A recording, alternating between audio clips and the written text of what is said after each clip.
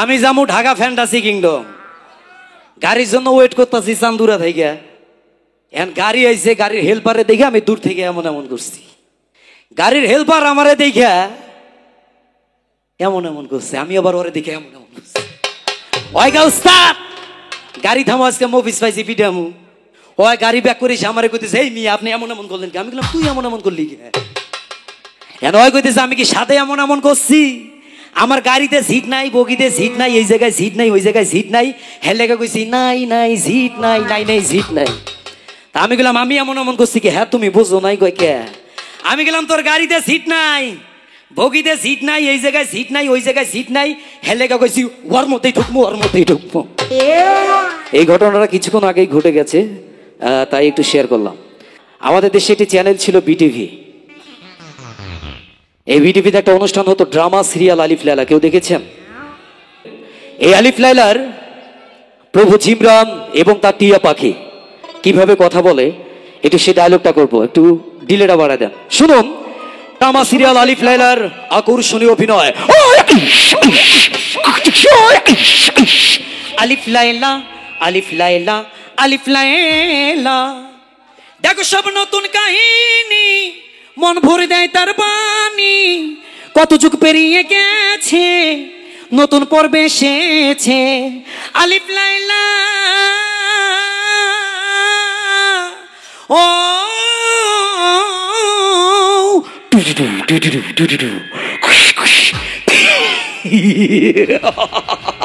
আমার প্রভু আমার সামনে এসো, আর এই মৌচাকে আমাকে জাদুর সম্রাট বানিয়ে দাও।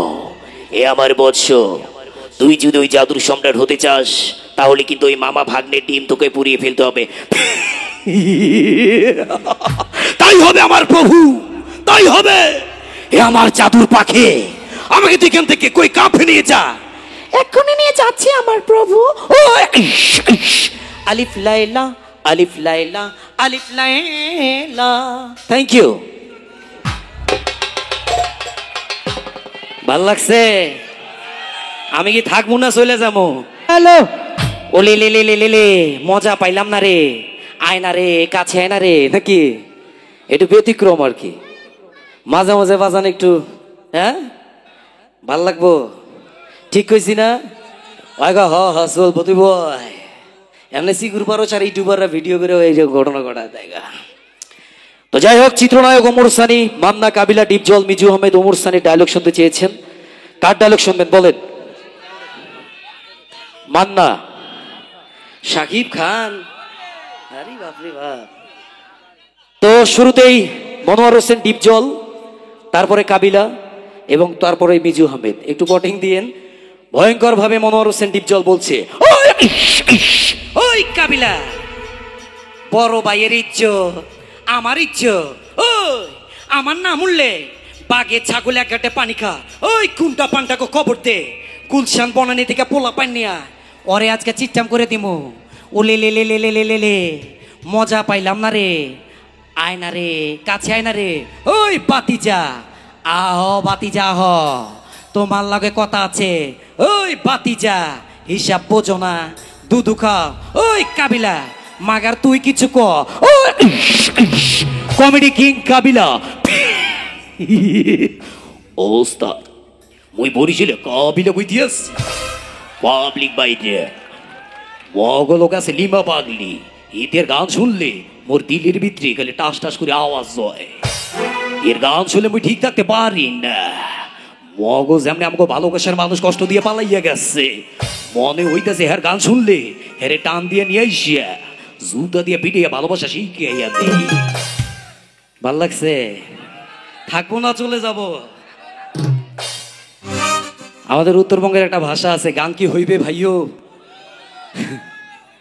দুঃখের সহিত এখন কথা কন বইন, গান আর হইবে না বইন। কয় কে মুইনা কইছং যত তালি দিবেন অত গান হইবে। তালি হবে মামুর বেটা?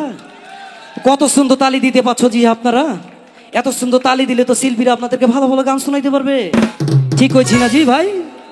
তো এটা ছিল কাবিলার ডায়লগ। তো আমাদের চলচ্চিত্রে ফিল্মে আমাকে নিয়ে এসেছিল কুষ্টিয়ার একজন অভিনেতা ছিল, নাম ছিল মিজু আহমেদ। চিনেন আপনারা? তো ওনার সাথে আমার একটা স্মৃতি, উত্তরবঙ্গে গেছি একটা প্রোগ্রাম করার জন্য, ওনার গাড়ির সমস্যা হয়েছে, গাড়িটা ধাক্কা দিতে হবে, এরকম একটা বিষয়। তো মিজু ভাই তো পরিচিত আর্টিস্ট, উনি গাড়ি থেকে নামছে, আপনাদের মতো অনেক দর্শকরা তাকে দেখে ছুটে আসছে ছবি তোলার জন্য। তো মিজু আহমেদ বলতেছে, ভাই আমার গাড়িটা একটু সমস্যা, একটু ধাক্কা দিয়ে দেন। এখন দর্শক কইতেছে, না ভাই ওইটা কন।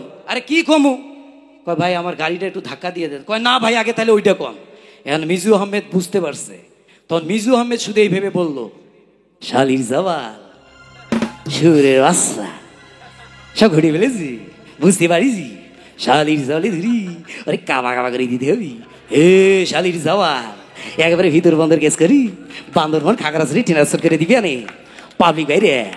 উপজেলা নির্বাচন করতে গেলি, এই যে উপজেলা নির্বাচন করতে গেলি বক্তৃতা জানতে হবি, আর বক্তৃতা না জানলে বলি কোনো কাজ হবি না। হ্যাঁ হ্যাঁ হ্যাঁ।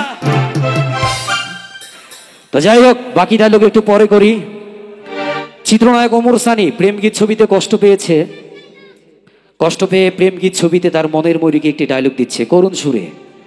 চিত্রনায়ক ওমর সানি বলছে ময়ূরীকে, ও ময়ূরী তুমি বিশ্বাস করো ময়ূরী, আমি তোমাকে ভালোবাসি ময়ূরী।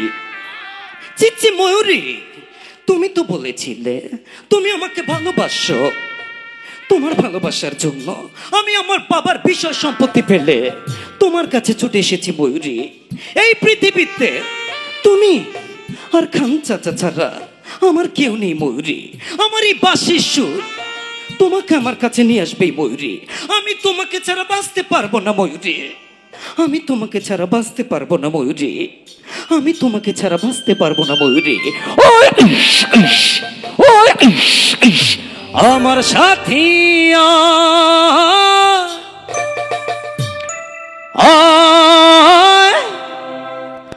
আয় রে, একটু ডিলে দেন। আয় রে আয় রে আমার মনের ময়ূরী, আয় রে তোমার ময়ূর ডাকে রে। বসন্ত এলো তুমি নাই রে, আয় রে আমার মন কাঁদে রে। আমার সুরের সাথী, আয় রে তোমার সুরে ডাকি রে। বসন্ত এলো তুমি নাই রে, আয় রে আমার মন কাঁদে রে। দৌড়া দাও।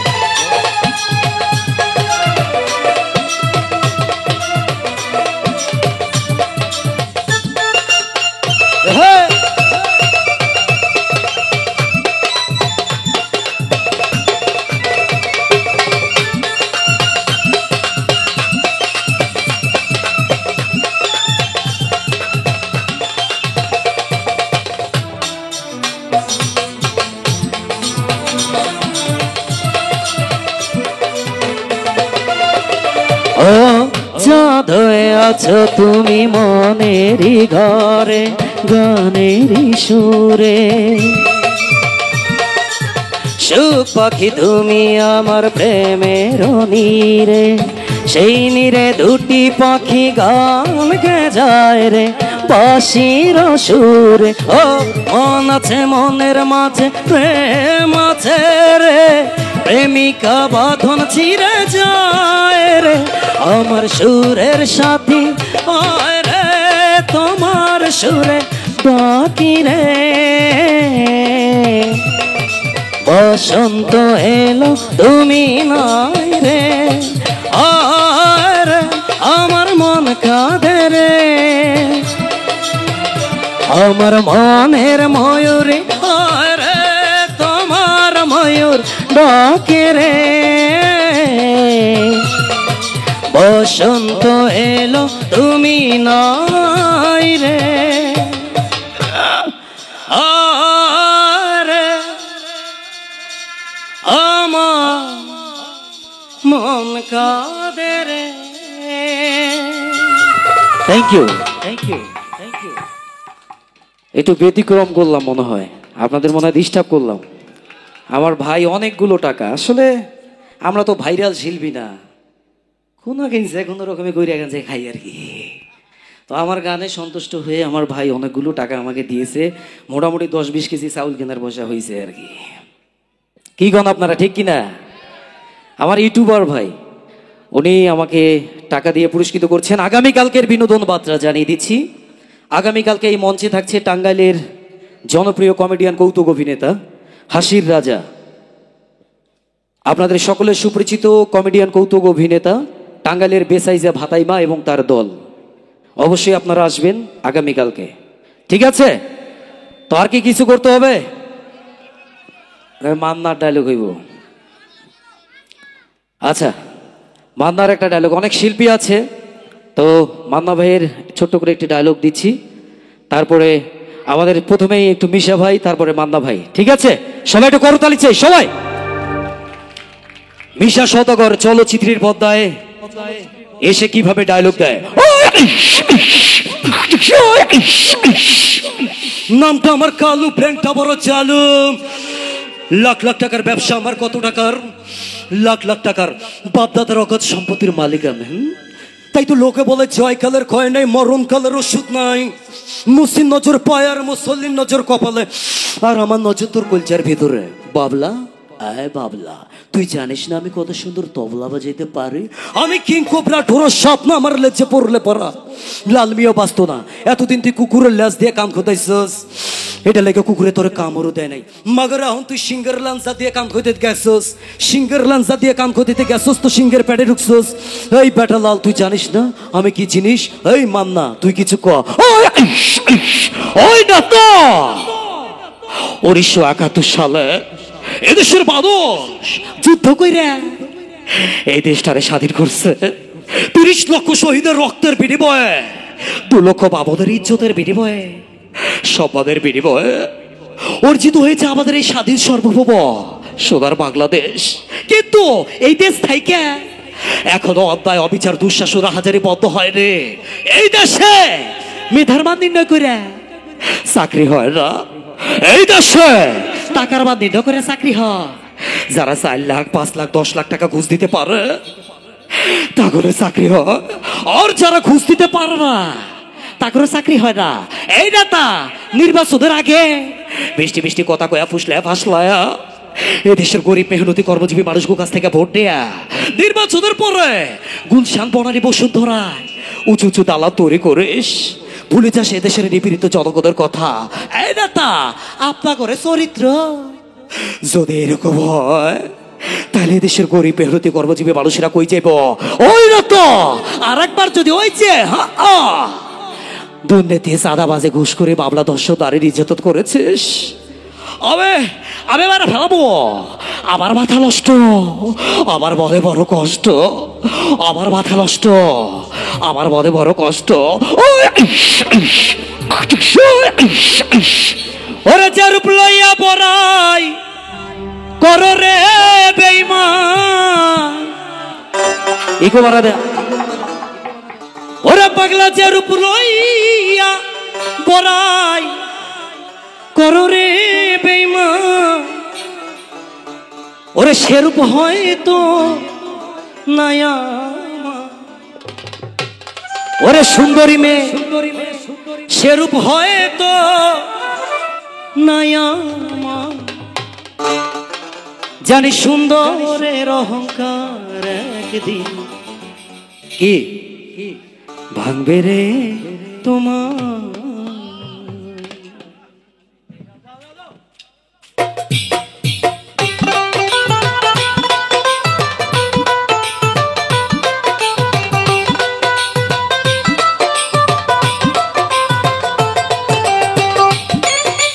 সবার হাতগুলো একটু দেখতে চাই, সবাই সবাই।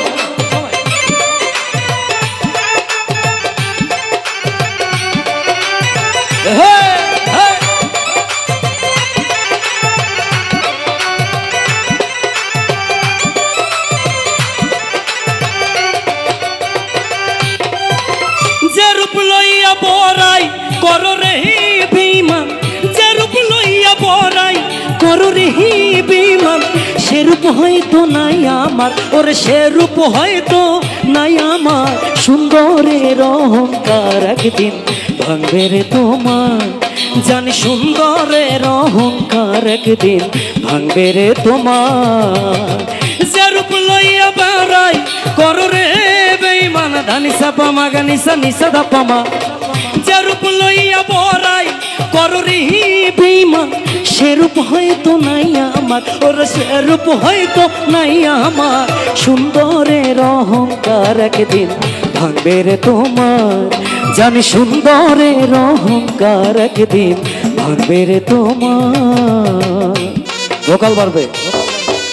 আমাদের অতিথিবৃন্দর জন্য সবাই একটা করতালি চাই, সবাই লাভ।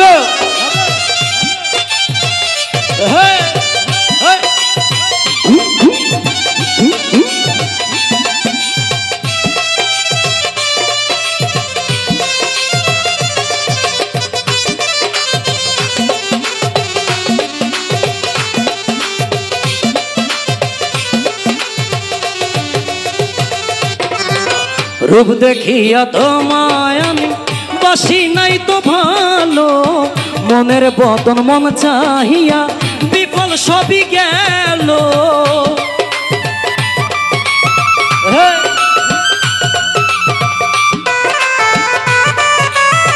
সবাই একটু হাত তুলে দেবে সবাই।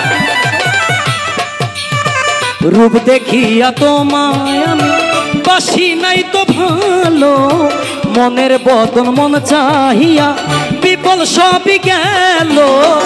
একদিন তুমি বুঝবে ঠিক রে বেঈমান, ওরে একদিন তুমি বুঝবে ঠিক রে বেঈমান। সার হইবে চোখে আন্ধার, ওরে সার হইবে চোখে আন্ধার। সুন্দরের অহংকার একদিন ভাঙবে রে তোমার, জানি সুন্দরের অহংকার একদিন ভাঙবে রে তোমার। আমি কি গান গাইতে পারতেছি? বাবা, আপনাদের ভালোবাসাই আমাকে অনুপ্রেরণা যোগায়। Thank you.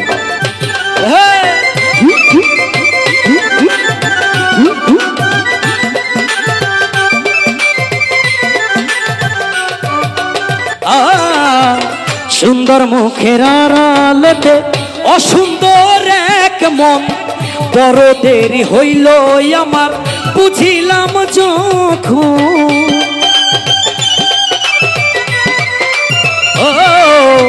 সুন্দর মুখের আড়ালেতে অসুন্দর এক মন, বড় দেরি হইল আমার বুঝিলাম যখন। আমার আঘাত কইরা রে বন্ধু, আমারে আঘাত কইরা রে বন্ধু। কত সুখী হইবে আর, ওরে কত সুখী হইবে আর। সুন্দরের অহংকার একদিন ভাঙবে রে তোমার, জানি সুন্দরের অহংকার একদিন ভাঙবে রে তোমার।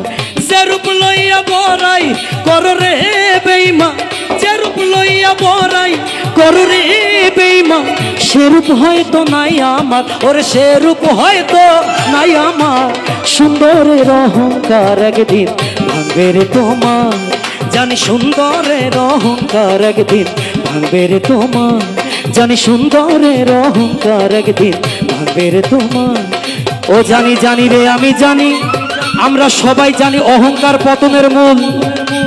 যে ব্যক্তি অহংকার করবে ছোট থেকে বড় হবে, বড় হওয়ার পরে পিছনের কথা ভুলে যাবে, মানুষকে অসম্মান করবে, গুরুকে মানবে না, ভালোবেসে কষ্ট দিয়ে অন্যের ঘরে চলে যাবে। ওই সুন্দর মুখে অহংকার একদিন ভাঙবে রে তোমার। থ্যাংক ইউ সো মাচ আমাদের মাঝে আমাদের